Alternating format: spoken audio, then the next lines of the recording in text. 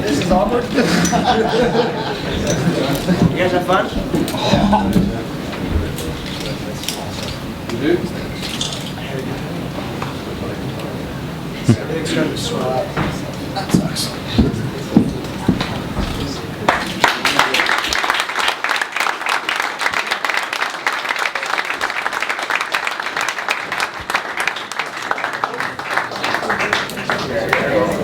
Go on, Seery. Come on here.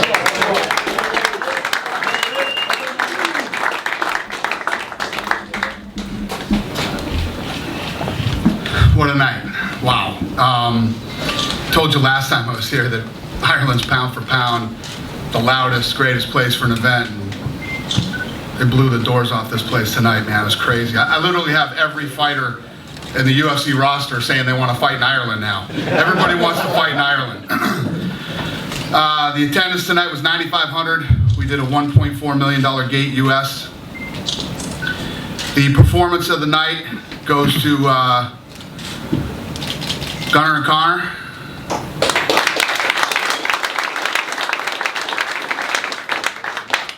And the fight tonight, and one of the greatest comebacks I've ever seen. I didn't say it yet. How do you know what I'm talking about? Cathal and Mike King, man. Congratulations, you guys. Great fight.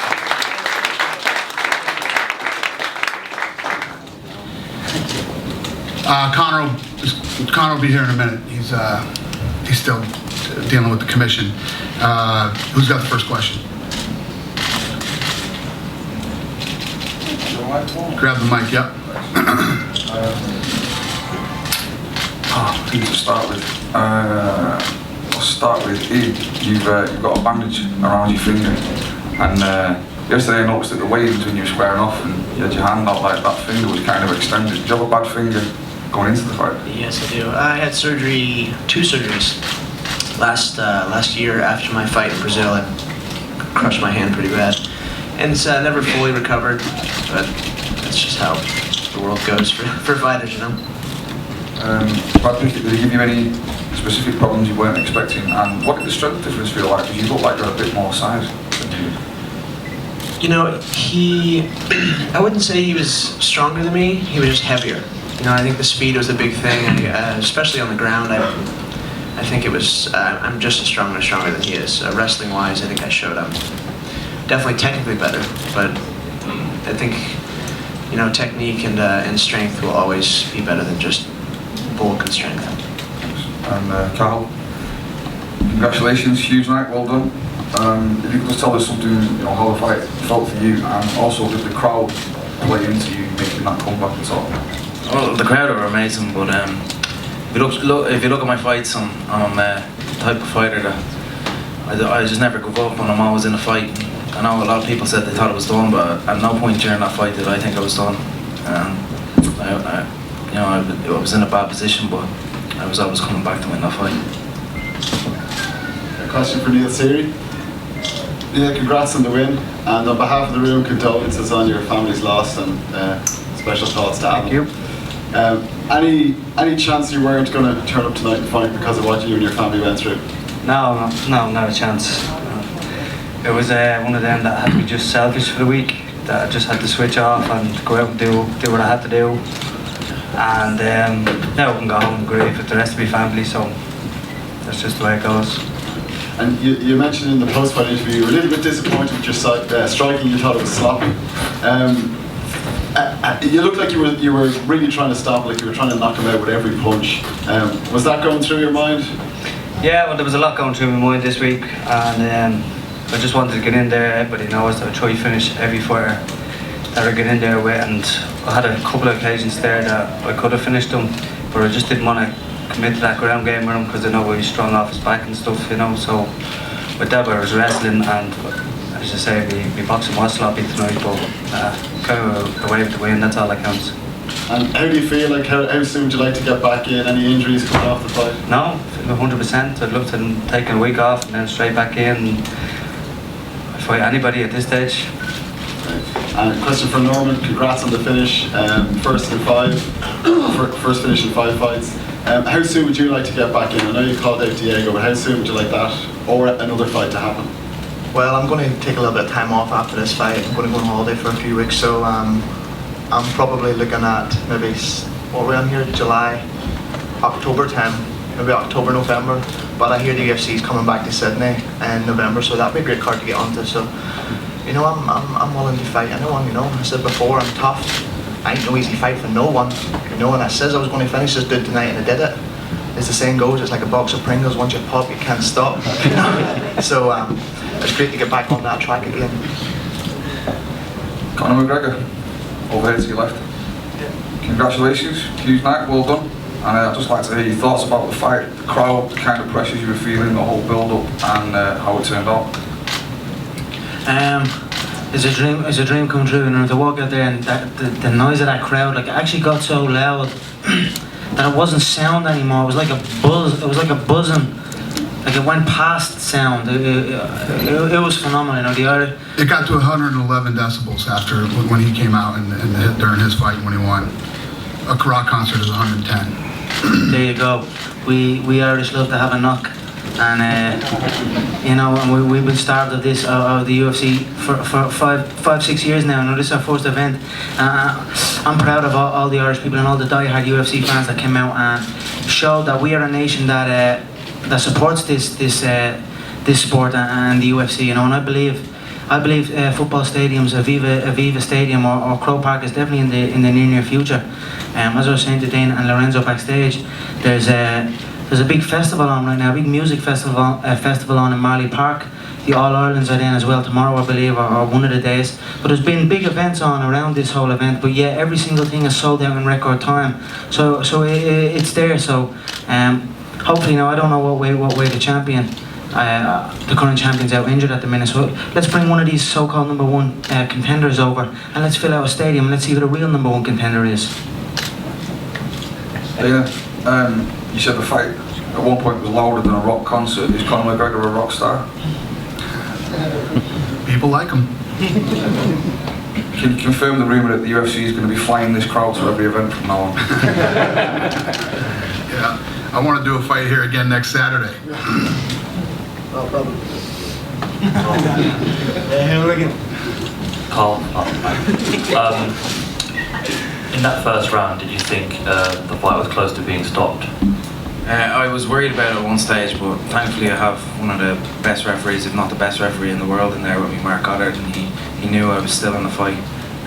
You know, he could see that I was still trying to defend myself, and I was still trying to fight back. So I'm very, very grateful that Mark Goddard gave me the opportunity to do that, and you know, allowed me to be part of the fight. I've changed my life here tonight, making this $50,000. Was it euro or dollar? Whatever it is, I've just changed my life. So thanks for thanks, Brian. A lot of the media members had that first round score 10-8 to King. So did you feel after that first round that you had to finish the fight to win the fight? Yeah, I did. I wanted to go. To be honest with you, I wanted to go out there and put on a performance and stop the guy because, you know, I'm coming off at the back of the season that, you know, Dana wasn't too impressed with the fights, and I wanted to change his mind about me and, you know, about Mike and everyone on the show. So that's why I packed my Louis Copeland suit, because I knew I was going to put on a performance of the night, and I was going to be sitting in the press conference. Question for Conor. Conor, you've been in the UFC for a while now, a couple of fights. You've won before, but can you just describe how special this feels for you to be winning on a card in Dublin with 3 of your team members alongside with you?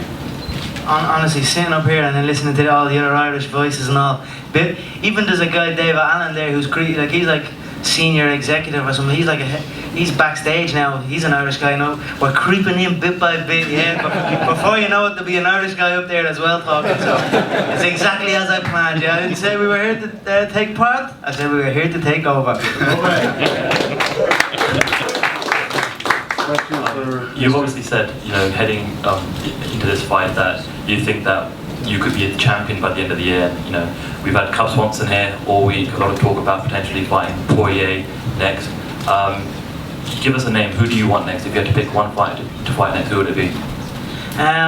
you know, I know Dana. I personally have a vision of myself as the world champion by the end of the year. And I've heard Dana said he won't be world champion by the end of the year. But who knows? You know, with this game, I have this clear vision. Like I had this vision that I was going to bring these back here when I first got the opportunity. Like I had the vision when in UFC 93 that I was going to be the guy to get in there and do it. You know what I mean? The same vision I had then, I have now. So who knows what can happen now? Injuries happen in this game, and all I know is I stay ready. And you know, I'm looking to get as quick a turnaround as possible and climb that division. And one by one, I will eliminate the whole division. When I am finished, there will be nobody left. Dana, Cathal Pendred, we've had some amazing comebacks in the UFC.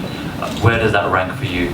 No, it was awesome. I mean, I told these guys, not just him, but the guys from, you know, that awesome season of The Ultimate Fighter that fought last week, or 2 weeks ago, whenever it was. I said, you know, you can turn the entire season around in one night, and they did. Every one of them that fought did. So it's one of the greatest comebacks. I scored that first round 10-8 too, and I also think that fight could have been stopped in the first round. So. Just one question about Dublin itself. You've had a deal with Brazil. You've only there multiple times a year. Could you see yourself doing that here in Dublin? Maybe going 2 or 3 times a year? Yeah, I mean, definitely. The problem is the arena's so small. You know, I mean, it's like he says, we could do a bigger arena, and you know, I'm not too confident in your weather in an outdoor stadium. Okay, this isn't Abu Dhabi, so I don't know. I mean, anything's obviously. I love it here. The fans love it here. I mean, the media, some of these media guys from the United States paid their own way over here, and I got media guys texting me from the United States saying they wish they paid their way over here. They'll do it again next time. I got Tyrone Spong back here telling me, sign me for one fight, sign me for one fight. I want to fight in the UFC and all this stuff. Yeah. He says, sign me for one fight. I want to fight in Ireland. I need to fight in Ireland. And all the other fighters are telling me they want to fight in Ireland.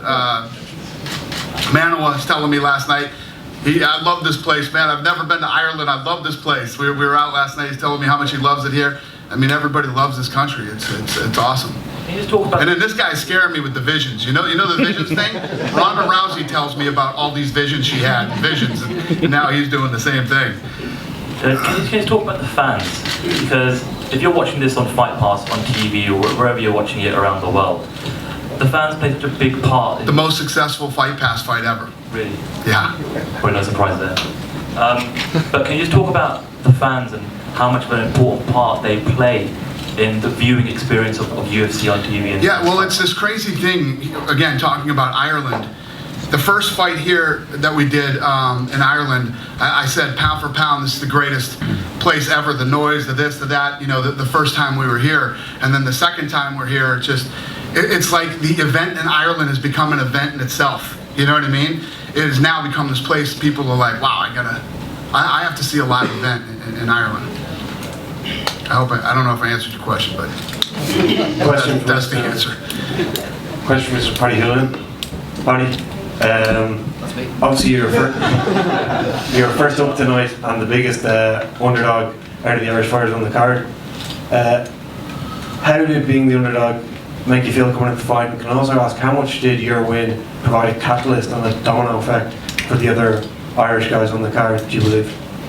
They're not really thoughts though we would be having walking out that door. The biggest thought I had was the good Dana. I don't even know if he knows, I don't even know if he understood what I was saying that day, but when he was sitting there with Ronda and Misha Tate at that time, I had that horrible experience, and I know that we both have a common enemy, so that makes us friends. So he told me, if we come back, I said, if we come back to Dublin, would you give me a 125 shot? And he just nodded and said, yeah. So that was a promise to me. So I've been walking back towards since then, and that's all I've been thinking about. And I was thinking about going out there and just getting whoever it was out there, and that was just the way it happened. And Dana, from a business or promotional perspective, do you believe Conor McGregor stays on the European scene, or is he ready for the pay-per-view and Fox shows? And could I also ask Conor, would he have any preference on where he fights next? Well, nobody really stays on the European scene. I mean, everybody fights everywhere. You know, Diego's from Brazil. He's not on the Brazilian scene right now. He's out here. I mean, wherever you go, you know, it doesn't matter where you're from, you can fight anywhere in the world. You know, Conor's next fight definitely isn't going to be in Ireland and probably not in Europe. he'll probably fight in Vegas. Question for Paddy Holohan. Paddy, you talked a lot about visualization this week. Was your finish exactly what you had dreamt of throughout the week? As I was only saying to John before we went into the place, that in your head, sometimes when you're visualising it, you're hitting him, but he's not dropping.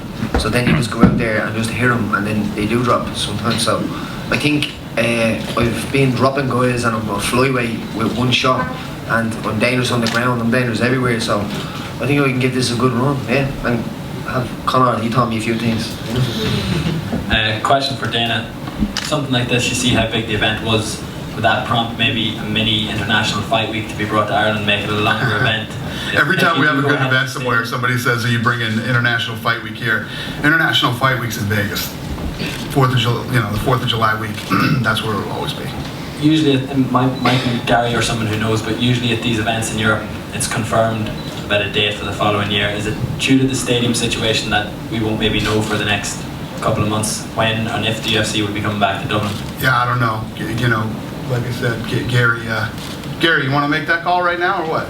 No, we I think so. We'll be able to talk about it, but it'll be about the same time. It won't be 5 years though. No. Hell no. One final thing for Conor. Dustin Poirier just tweeted UFC 178 sounds good to me. End of September. What do you think? Yeah, that would be perfect for me, because I already know that guy does not want to fight.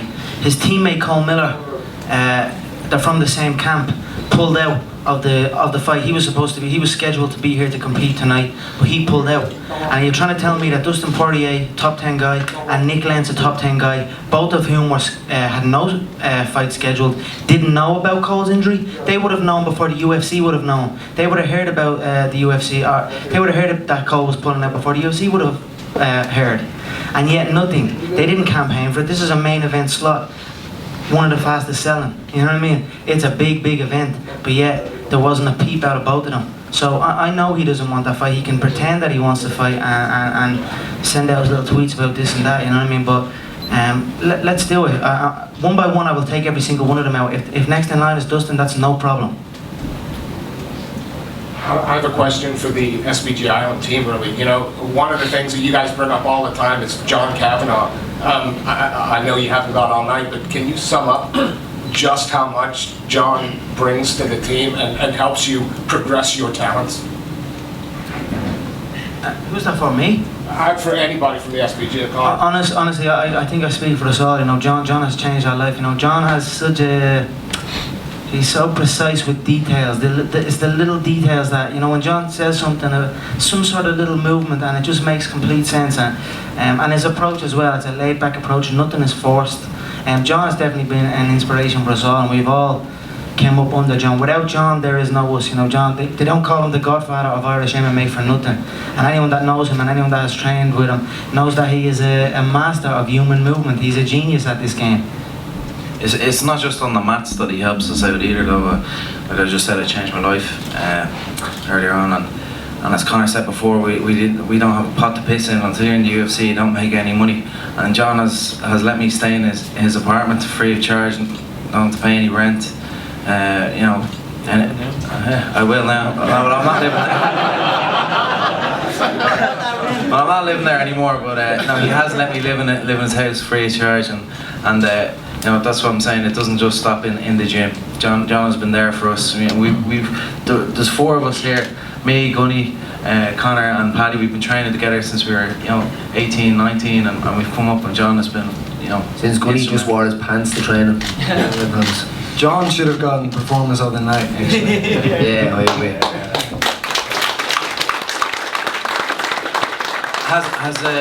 Has any coach gone 4-0 with 4 stoppages in the UFC on one card before? I don't know. John's an MMA scientist. I'm sorry, one final question for Neil. Neil, after the Brad Pickett fight, almost 24 hours later, there was a picture of you that went viral back at work. Are you going to take any time off after this, or is it back to work on Monday? Looks like it's back to work on Monday.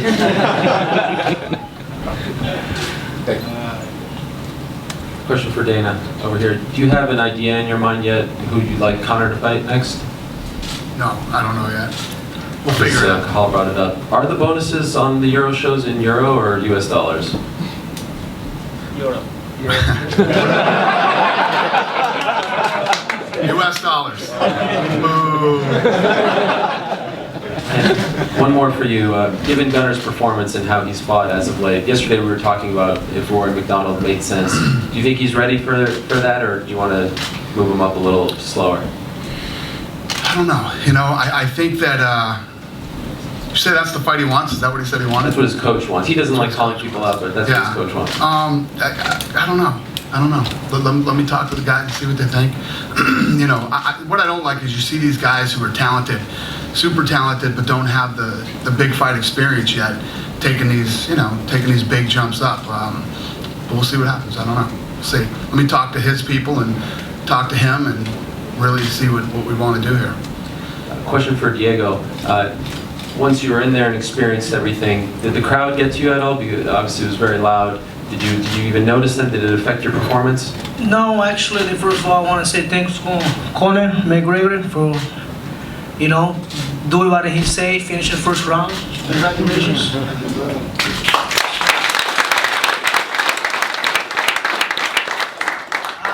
I think the Ultimate Fighter make me very prepared for that, stay in the house, fight 4 times in 6 weeks. I was ready for that. The fans just pumped me up, I was excited, it's like we fight in Brazil, so it's the only thing I think what's happening is fatality. He's pushing me first instead of I punching him first, so it's happening. So I'm very happy with my performance because I trained so hard, spent 90 hours on day for this fight. I was excited. So he's the best tonight, so congratulations. So I'll be back strong next time.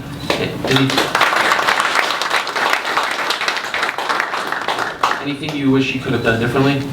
I think I walk a little bit for the side. I was not supposed to walk from his right side. I was supposed to keep it for the left. So as soon as at the moment I stopped there, he's hit the right way. So he's the man tonight. I was proud of him tonight. So he thanks everyone for coming. You guys, amazing crowds. So. Just one last one for Paddy. You mentioned that you and Dana have a common enemy. Who's that? I don't even want to give him press, to be honest. The guy that just held me to the fence for 2 5-minute rounds, and it was absolutely horrible. Josh Hill. I don't like that guy. Thank you. Ariel doesn't even know what the hell you said. You have no idea. Question for both Conor and Diego over here. Throughout the week, you seemed very calm and cool and collected. And hands down, you gave us one of the liveliest weigh-ins that we've ever seen. What was it that kind of changed in contrast to the cool, calm and collected? I mean, is there a story behind that, or were you both just getting into fight mode? When a man is hungry, they're different, We were both hungry, we were both making weight. I don't know, we were sitting backstage and he took his flag out, and I wasn't even planning on walking out with the flag for the weigh-in. I said, he's taking his flag out, so I'm going to take my flag out. But then I also took my top off. So I took my top off and my flag out, and then he just had his flag out. So I looked over then and he had his top off then, and his flag out. So the two of us were pacing back and forth. And then when we got closer together, we were just going at it. These things happen, 2 men hungry, he came to fight this time, I've shared cards with him before, and I think he made 145 on the dot, championship weight. So I respect him, I respect where he came from. He won the Ultimate Fighter, but I came here to fight, I mean? I wasn't, nobody was going to take this away from me, and I was willing to fight backstage if that's what it took, to let it be known that I was here to fight, you know what I mean? I wasn't going to give any advantage whatsoever. Even when we came back before Dana's after the weigh-ins, Dana gives us a speech and the security separating us again. There's just emotions running high, there's a lot on the line for us here. This is the fight business. Everything is on the line for us here. We put our whole lives into this game, so when you put us together, things are going to happen. It gets heated. It is what it is. It's the fight business. But ultimately, it all ends inside the octagon. It's respect, really, you know what I mean? But this is the fight business.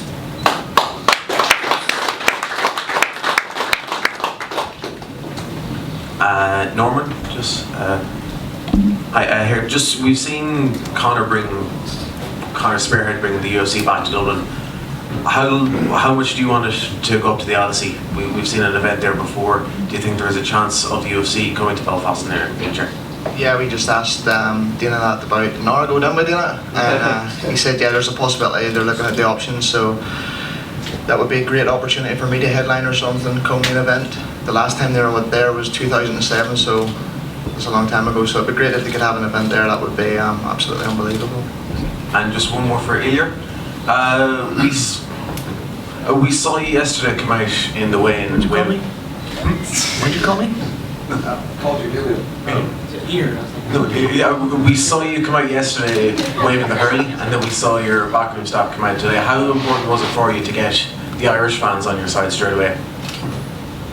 Well, it was very important. The Irish fans are amazing, and of course, you know, when you're fighting and the crowd is cheering and supporting you, it means a lot. So it was nice. It was nice to have the support, and it was, like I said before, it's amazing fighting of it. It's like in Stockholm, Sweden, we have a crazy crowd, and it's a big arena. But this was like, I never seen anything like it, and just thanks to all the Irish supporters and all the people that were here today. Yeah, I also have a question for Ilya. Tjena mannen. First of all, congrats on a great performance and a great win. Who is next for you now? Like I said before, I'll fight anybody.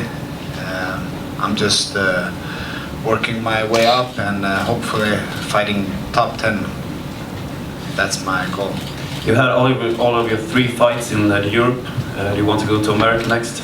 Well, like I said, you know, we fight everywhere. If it's in Europe, America, Brazil, or, you know, doesn't matter where Dana sends us, we gotta go and do our job. Thank you. We'll take a couple more questions. 2 more. I have a question for Gunnar.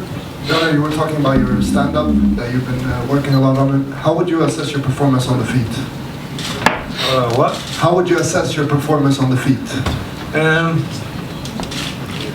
I like this fight, you know. It was a lot on the feet, and it took a while to kind of get my rhythm and then get into. You know, Zach is a very tough guy, and with some guys you just kind of have to pick them apart slowly, you know, and it takes time.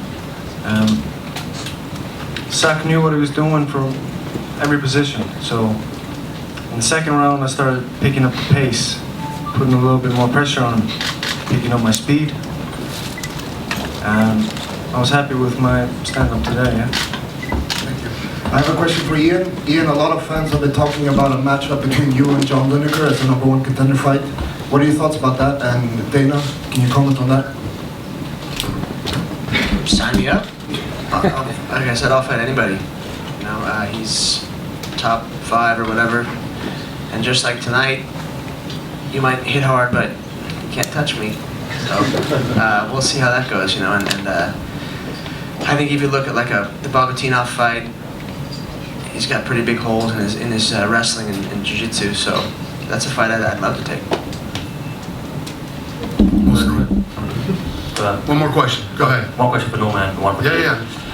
Diego, first of all. Obviously, a lot of respect here. Can you just talk about taking positives away from this whole experience? Obviously, you didn't win the fight, but can you start to think about some of the positives? Yeah, just go back home, take some time off, and keep the condition up. You know, I was like I said, I spend 9 hours a day every day.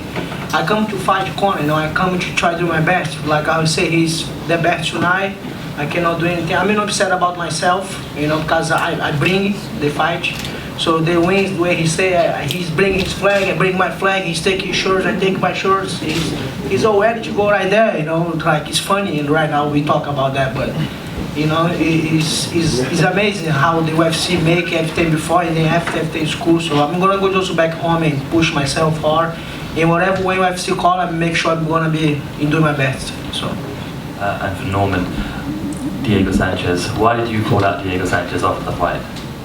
Basically, his last fight, I feel like Ross Pearson beat him in his last fight. So I tweeted him saying, do you seriously think you won that fight? And he says yes. So I said, I don't know what fight you were watching, because I was watching a totally different fight.